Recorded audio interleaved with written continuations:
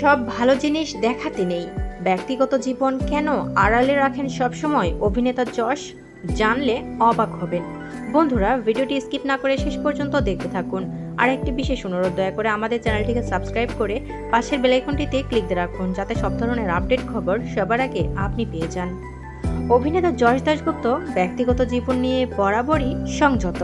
তার কথায়, আমি নিজের ব্যক্তিগত বিষয়টা ব্যক্তিগত রাখতেই পছন্দ করি, কারণ আমি একটু ওল্ড স্কুল।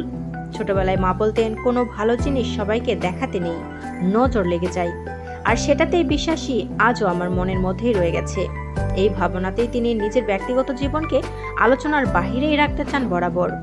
কলকাতায় জন্ম হলেও যশের বেড়ে ওঠা এক জায়গায় সীমাবদ্ধ ছিল না। পড়াশোনার সূত্রে তাকে দিল্লি ও মুম্বাইয়ের বিভিন্ন জায়গাতে থাকতে হয়েছে। স্কুল জীবন কেটেছে একাধিক শহর ঘুরে ঘুরে। পরে তিনি জবলপুর থেকে স্নাতক ডিগ্রি অর্জন করেন। অভিনয়ের জগতে তার বড় ব্রেক আসে 2013 সালে জনপ্রিয় বাংলা ধারাবাহিক বোঝে না সে বোঝে নার মাধ্যমে। এই ধারাবাহিক তাকে ব্যাপক পরিচিতি এনে দেয়।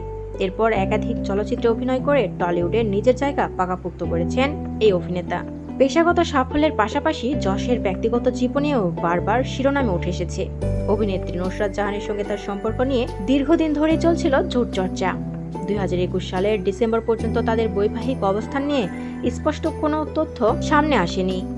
এর আগে 2021 সালের আগস্টে কলকাতার একটি বেসরকারি হাসপাতালে নুসরাত এক পুত্র সন্তানের জন্ম দেন। সন্তানের জন্মসনদে পিতা হিসেবে যশ দাসের নাম প্রকাশ্যে আসার পর জল্পনা যেন আরও তীব্র হয় সে সময়। তবে এত আলোচনার মধ্যেও যশ এ বিষয়ে কখনো প্রকাশ্যে কিছুই বলেননি। ব্যক্তিগত জীবনকে আড়ালেই রাখতে চেয়েছেন তিনি। বর্তমানে তাদের পুত্রকে নিয়ে যশ ও নুসরাত নিজেদের মতো করেই সংসার জীবনে সুখী আছেন বলেই জানা যায়। প্রিয় বন্ধুরা, অভিনেতা যশকে আপনাদের কেমন লাগে অবশ্যই কমেন্টস করে আমাদের জানিয়ে দিন। আর পরবর্তী আপডেট নিয়েও সবার আগে পেতে হলে আমাদের চ্যানেলটি সাবস্ক্রাইব করে পাশের বেল আইকনটি অন রাখুন। এতক্ষণ সাথে থাকার জন্য ধন্যবাদ।